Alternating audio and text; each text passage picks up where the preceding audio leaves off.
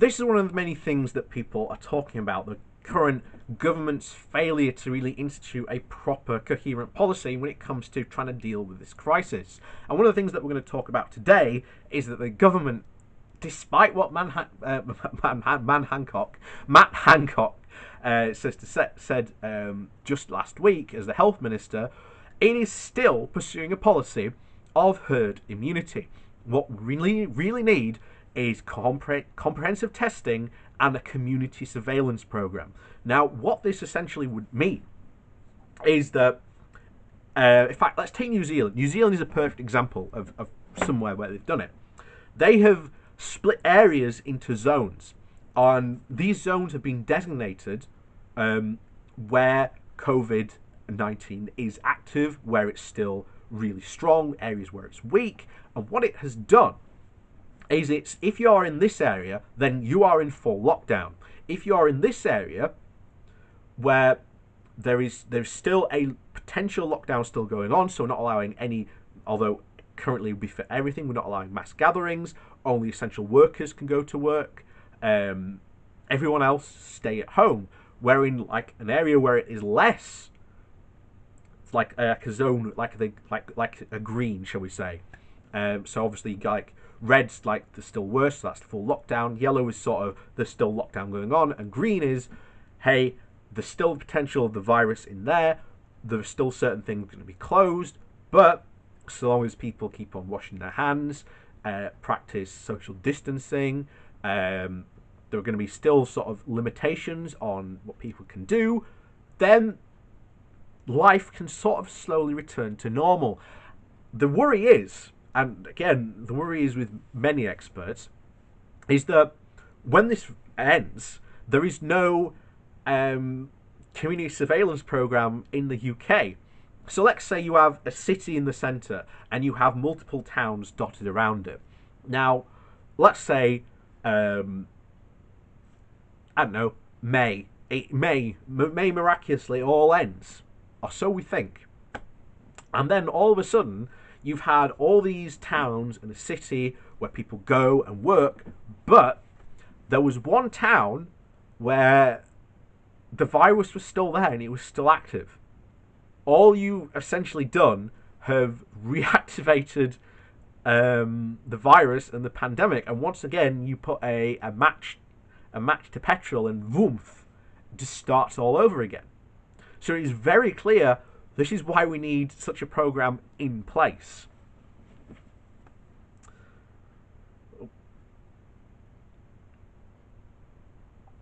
So when the lockdown is lifted, will the virus return? Of course it will. Matt Hancock has said that we will do 100,000 tests each day by the end of April, but Britain still doesn't have any way to control the virus that goes beyond a lockdown. Without a proper program of community surveillance and contact tracking, we won't stop the spread of the coronavirus. As patients pour into hospitals again, a series of national lockdowns will follow. It's a pattern that could go on for years until we have a vaccine. The problem with Hancock's plan is that testing alone won't break the chain of community transmission. To stop the spread of a virus, tests must be linked to community surveillance and contact tracking. This ensures that people who have had the virus and people they have come into contact with can be identified quickly and quarantined at home to prevent the virus spreading. The government's tests will measure how many people have had the virus and will show whether health workers are immune, but without community surveillance, tests alone won't prevent this spread. On the 12th of March, the Chief Scientific Advisor, Patrick Vallance, the Chief Medical Officer, and Chris Whitley announced that the UK had moved from containing the virus to delaying its spread. Their plan was to flatten the curve of the epidemic that would sweep through our population. They reassured us that herd immunity would kick in once 60% of the population had been infected. Social distancing and washing our hands would ease the pressure on health services, they said. Critically, community testing and contact tracking would stop immediately. At that point, we were still 4 weeks behind Italy. The media felt safe, reassured by two eminent physicians. The trouble is, those scientists were wrong. The maths weren't difficult. Working off their figures, about 40 million people in the UK would be infected by the coronavirus, and between 200,000 and 400,000 would eventually die. When the government's mathematical model modelled its figures from Italy and showed that 30% of people admitted to the hospital end up in intensive care, they warned the government that the NHS would be overwhelmed. The government backtracked within 3 days and then shifted to suppressing rather than mitigating the virus. In reality, little has changed. The government's beliefs were founded upon the assumption that coronavirus behaves like the flu. It doesn't. Its mortality rate is higher, and there is little evidence that it is seasonal. And it poses a far greater threat to the NHS without a programme of community surveillance and continued contact tracking. The virus will continue to spread. Britain will be subject to routine flare-ups and repeated lockdowns. I spoke to a senior international epidemic expert who wished to remain anonymous. They described the UK's response as too weak. Finding these viruses is like guerrilla warfare. If you don't know where the virus is hiding, you cannot control it. We must use a bundle of measures to chase it. We must organise teams of friendly community workers to find people with symptoms and test for the virus, isolate and then treat them. Trace their contacts. Workers must check on them in their homes at least once every 2 to 3 days, they said. I asked whether social distancing alone could beat the virus. No, it won't work, they told me. You can't stop contact tracking in the hotspots, but when you lift the lockdown everywhere at the same time, you'll face a problem. The virus will come back. New hotspots will form. Without a community program for case detection and contact tracking, you won't find the virus until it's too late. In China, Xi Jinping initially proactively suppressed the findings of a fact-finding mission on the 1st of January that investigated the outbreak in Wuhan. By the 26th of January, China had placed more than 50 million people under quarantine, and 40 million provinces reported a total of over 2,000 cases and about 80 deaths. The Chinese Communist Party mobilized thousands of community workers to scale up a national testing effort, while mapping infections using the case definitions described based on symptoms.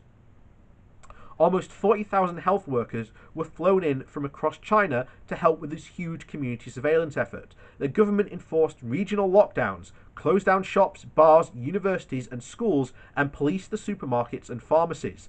They developed apps to monitor people's symptoms and their compliance with quarantine, and set up 24-hour TV channels in every province to update people on data, progress and prevention.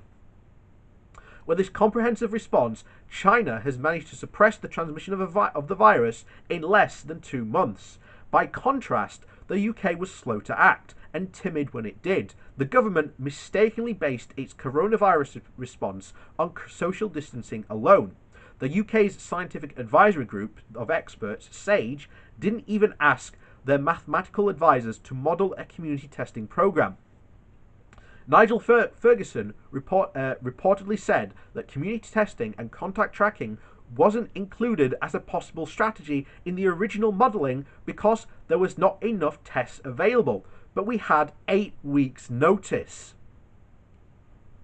And we still do not have a coordinated mobilisation of general practices and public health outbreak management teams.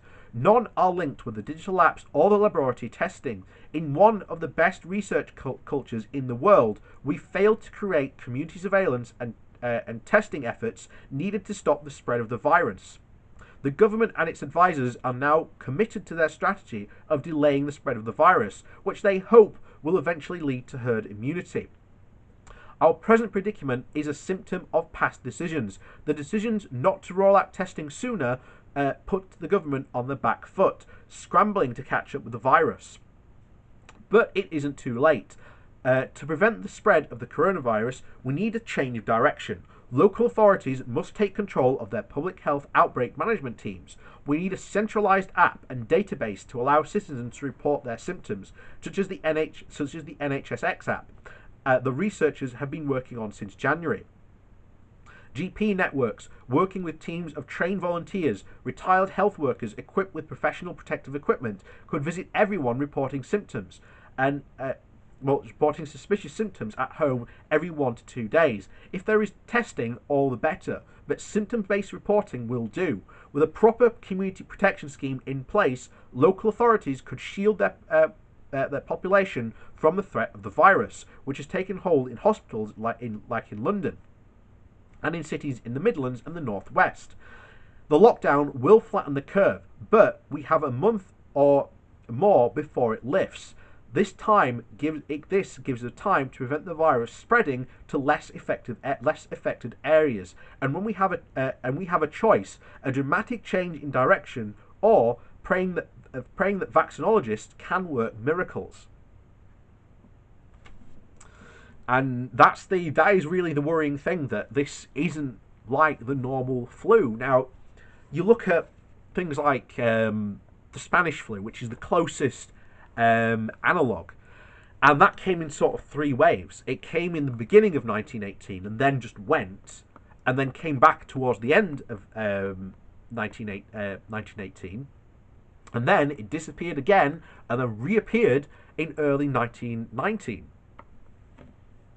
So we could be looking at something similar. For all we know, in the next 1 or 2 months, coronavirus could just completely vanish. Could just go gone. But where's it gone? That's the question then. Is it just lying dormant because the conditions aren't right? We know it doesn't act like a regular flu. It has flu-like symptoms. And this is where we need to be really, really careful and really get on the government's case with this, because they have failed on epic proportions. And like I said in a video just gone out this week, I'm sitting here today on Sunday, and we have found out that in 2016, the UK did a pandemic test based on influenza, and it found that the UK was woefully unprepared for this. So they've known for some time. And you couple that with everything else that's happened and come out, the Tories have massively cocked up on this. There is no way they get out of this lightly. It may even mean, interestingly, as I've said, Boris Johnson might have to step down. There could be enough public outcry, and if there is enough public outcry, then MPs will get behind it. And I tell you now, a lot of these new Conservative MPs who won seats, who have been constantly sitting, I might not be here in a year's time, knowing full well that they got there purely by luck on one strategy that they know is going to not end well. They might be out sooner than they think, and maybe they think that maybe if we get rid of Boris and we can bring in quote new leadership, we're under new management now, people might forgive them. Who knows?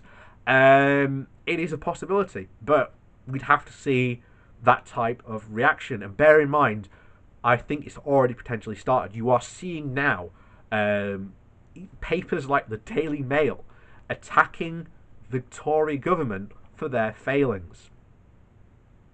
So it has already started. And when even the papers can't deny that it's the Tories' fault, that's when even they know there could be a political change in the winds ahead.